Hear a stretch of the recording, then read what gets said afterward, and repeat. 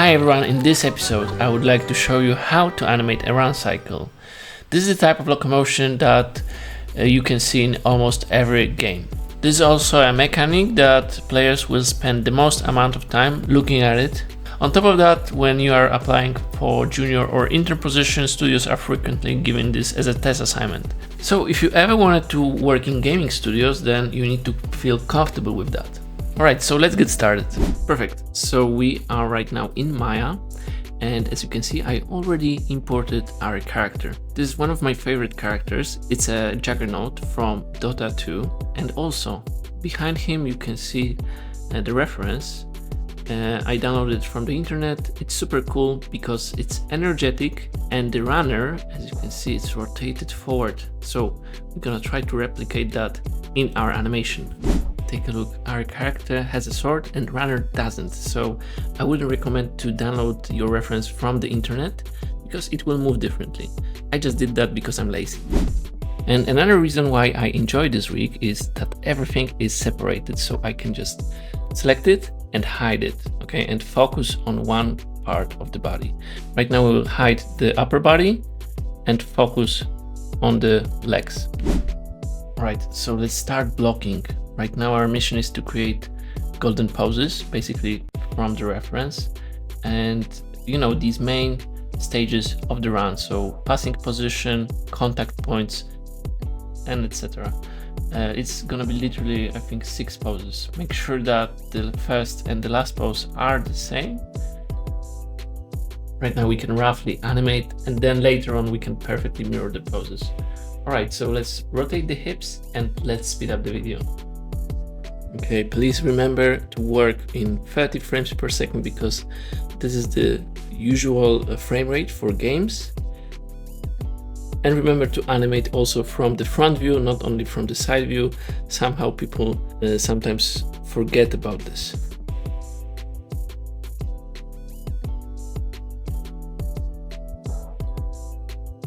And before moving further, we need to enable infinity option in Graph Editor. It's also gonna help us to preview animation.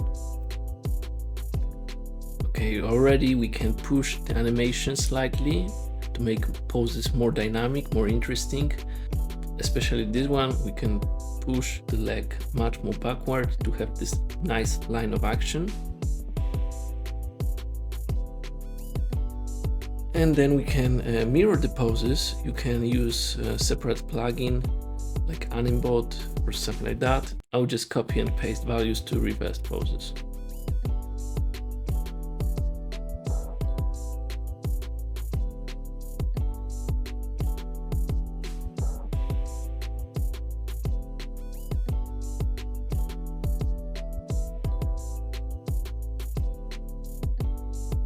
Right, and right now we need to create this nice side-to-side movement on the hips.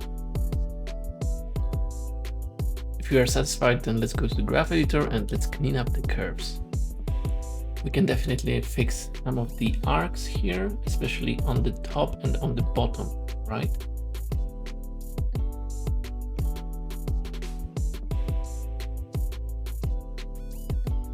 Now here we have axis Y, which is responsible for the vertical movement of the hips. And yeah, I don't like it because as you can see, right now we have only one extreme. It goes up and down. And what we need to do, since we have 2 legs, it has to go twice, up and down twice, okay, 2 times. So something like this instead. Okay, so it's fixed. Right now we can just polish the arcs.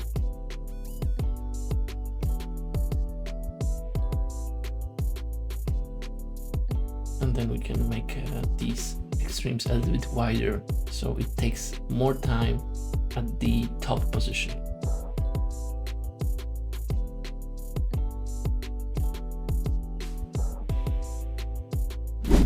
Right, and in this section we will start stylization. What does it mean? Everything looks pretty decent. We based our animation on the real life reference, but it doesn't have this League of Legends or Dota style. And how to achieve that? We're gonna tweak the timing and add a lot of contrast. And what do I mean by that is creating a spaces when abrupt and slow motions are just next to each other. Then you have this cool flavor that we are talking about. So let's check out when our character is on the top position, right here. Okay, let's create additional key. And here we have already, and let's spread the timing. Let's add the additional frames here. So he is spending more time in the air right now. Right now already, it gives us pretty cool results. Okay, let's go to graph editor, to Y, which is the vertical motion. And maybe we can go lower a little bit.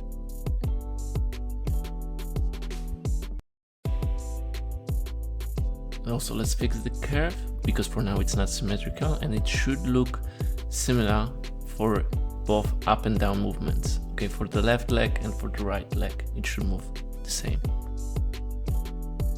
Let's check out our animation from every angle. Okay, and right now let's animate the torso. I will only focus on back and forward movement, and it's connected with up and down movement of the hips. So right now we have to check when it's the lowest and the highest point of the hips. So for example, right here, and here as well. Okay, and right now let's check out the highest points. So for example here.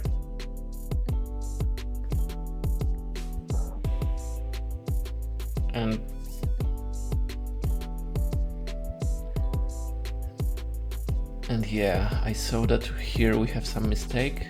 So the torso is going to the left side too much. We can fix that with moving the hips. And yeah, we have still some noises. So in round cycle it's important so that character stays somehow in the same direction. Okay, so we don't have any wobbles on the torso. It is important. Okay, and let's go back to the back and forward movement. And here it's another extreme. And let's fix the curves. Obviously right now also we have to get a really nice symmetrical motion for both up and down movements.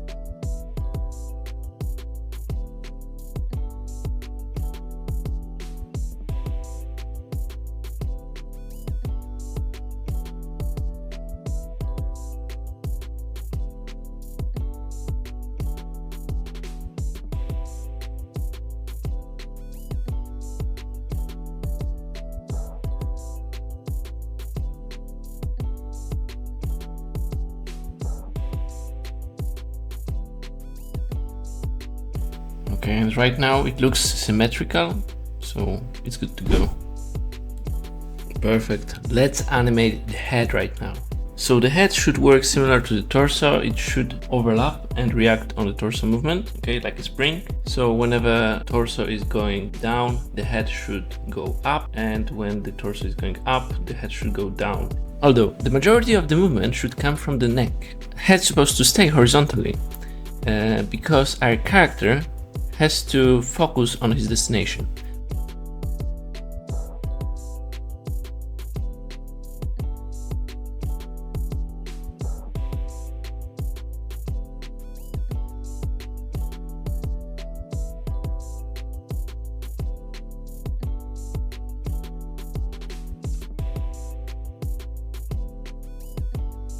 So it looks pretty cool right now. Maybe it's too much. Maybe we can decrease it slightly and then make it more symmetrical. That's a nice start for sure. And in the next stage, we're gonna continue animating torso. But before doing that, let's switch the head to the word space. It's gonna make our lives much easier.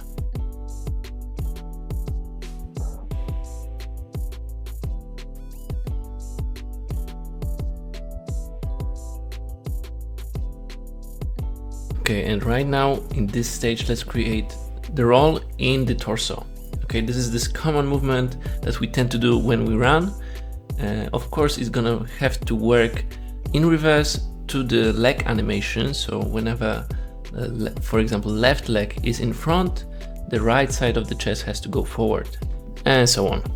Since I like what we've done so far with the torso, I don't want to destroy it. We need to create additional layer for that.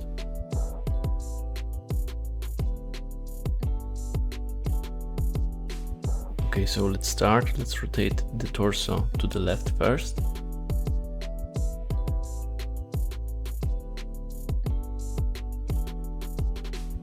And here to the right. We can go to the graph editor, check out the curves.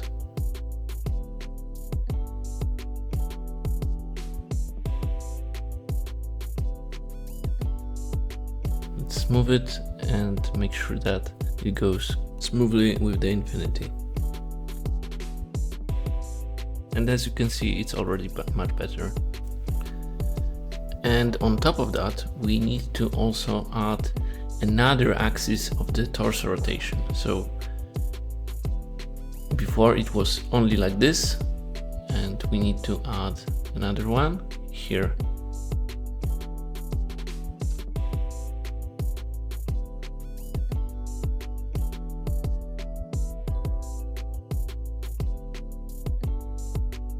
So, for example, right now, when we're gonna rotate him like this, it's gonna add some additional weight and improve line of action.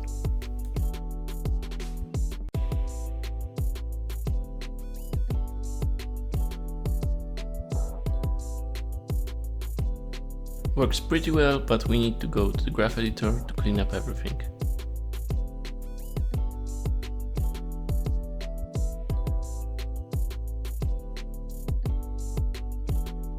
The only problem that I have with this curve is that it's not in the middle, it's beyond this line, so we need to move it down a little bit, like this. Maybe increase this point. Okay. And right now I would like to stylize my animation a little bit by adding a small amount of the translation to the chest, okay? Some vertical movement up and down, so it will look more like a squash and stretch animation.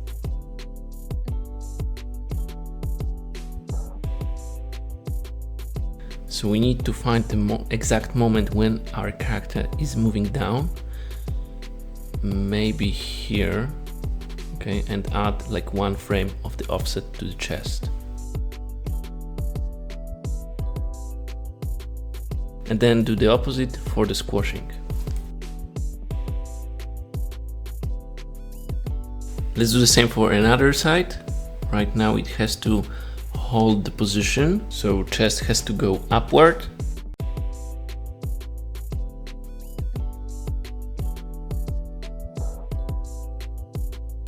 And then here we need to squash it a little bit, go further than usual. Okay, as you can see, it's adding a little bit of the flavor of the stylization.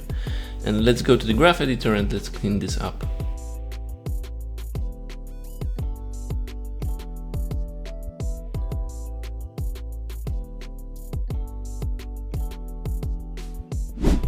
And to improve our animation even more, we need to animate the shoulders. They're gonna add some feeling of the weight to our shot, to our run cycle.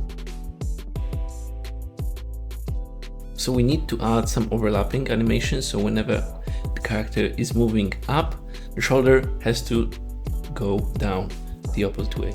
And when the character goes down, right here for example, the shoulders has to go up.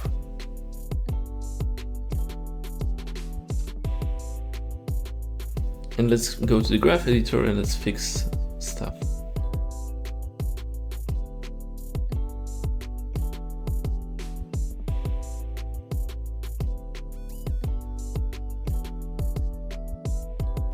Okay, and it looks pretty cool, especially during the slow motion. You can see this. And in this part we're gonna animate the arms, and let's start by creating correct frame range for our loop.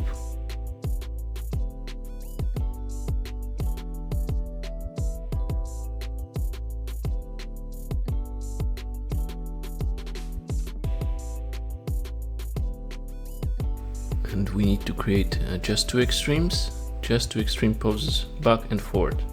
Here we just make sure that the poses are the same at the beginning and at the end. And here another extreme. Okay, so right now hand is going back and forward.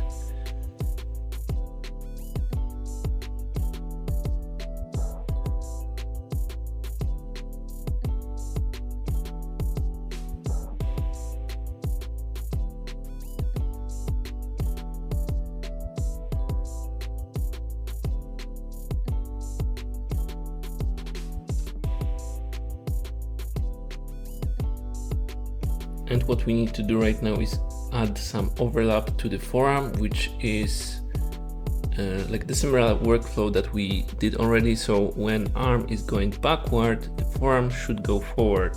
Okay, so it's really important.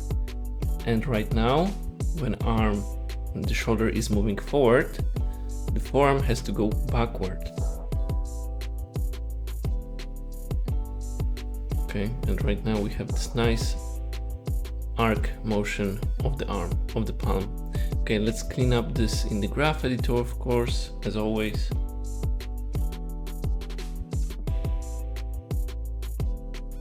But we didn't finish yet. We need to add more complexity to our hand movement. So right now it only moves in one axis like this. Okay, and the easiest way to understand this is take a look from this perspective on our hand. We have 3 points. We have palm, elbow, and the shoulder. So the closer it gets to the chest and the hips, which are the lead of the movement, which are the source of the movement usually, the earlier these elements should move. So in this case, the elbow and the shoulder should lead the movement. Okay, so we need to create that feeling. Okay, so let's start with this pose. At the moment when the arm is going backward, the elbow should go first. So we need to rotate it this way. And as you can see, the palm is still behind.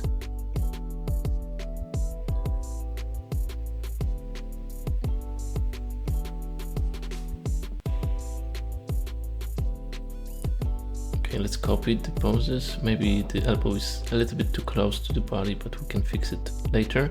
All right, so this is another pose. This is the moment when the arm is moving forward, so the elbow should go first. Okay, so we need to move the palm behind. Okay, let's fix it with the graph editor. So as you can see, it's literally about adding 2 additional poses to your animation, and then it's good to go. I will animate another hand by myself.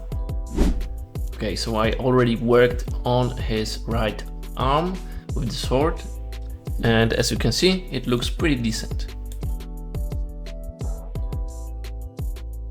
So I made also a few adjustments to our run cycle animation by using additional layer. So as you can see, right now his left arm is a little bit forward and the right arm is backward. Why is that happening? Because I wanted to create, look, his left arm is empty, doesn't have anything, any prop connected. So during the run, he will create the majority of the energy, of the momentum will be coming from his left arm. That's why I had to kind of push it a little bit more and create a bigger motion. So whenever your character holds something, for example, some heavy weapon or sword, it should move less, okay? It should have less up and downs, and basically it should move much softer, much smoother than your other hand, because there's a lot more energy, more weight, so it's harder to change the direction.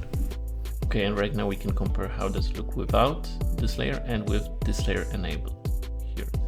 So as you can see, it's a small difference, and you can apply it to your own assignment. Okay, when you're gonna animate something like this, you can think about this later and apply that kind of layers. And in this stage, we can animate his head finally.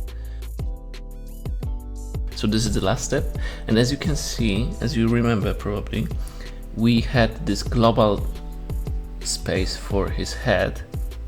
and right now it's just too separated, too dislocated from his body. Okay, I want to add some more connection with the torso, so right here we can rotate it a little bit.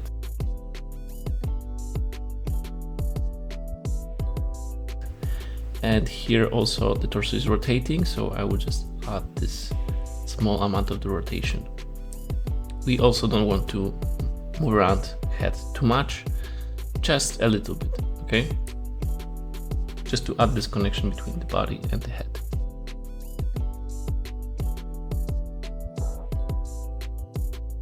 And as a last step, we can add some additional small overlaps to the head. So for example, right here, when the body goes down, head should go up. And when the body drops, we can do the opposite.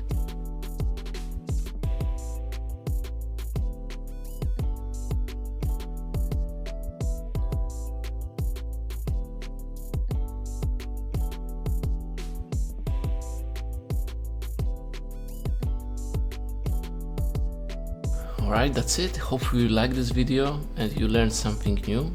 If you have some questions, then let me know in the comments. And if you want to become an animator and you are treating this career path seriously, then check out my animation course. I can help you with improving your animations and show you exactly step-by-step process how to get a job in your dream studio.